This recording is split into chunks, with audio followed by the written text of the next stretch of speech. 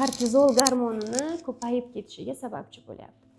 Kortizol afsuski qondan sut orqali bolaga boradi. Kortizol gormonini bolada ko'payib ketishi ham yig'iga olib keladi. Ya'ni ayolda stress bo'lishi uchun urush, janjal, oilada notinchlik bo'lishi shart emas. Kuni bilan serial ko'rib o'tirish ham stress. Kompyuterda o'tirib, raspechkatka qilib o'tirib yoki bir kinolarni ko'rish ham stress. Ketma-ket relslarni tomosha qilib o'tirish ham bu miya uchun stress. Uni ko'p informatsiya qabul qilish orqali ham ayolda kortizol ko'payadi. Va bu narsa bolani uyqusiga, bolani kayfiyatiga ta'sir qiladi va bola ko'p yig'laydigan bo'ladi. Hozir nevropatologlarning oldiga borsangiz, hammasida o'chirdi. Hamma nevropatologlarda navbat juda ham katta.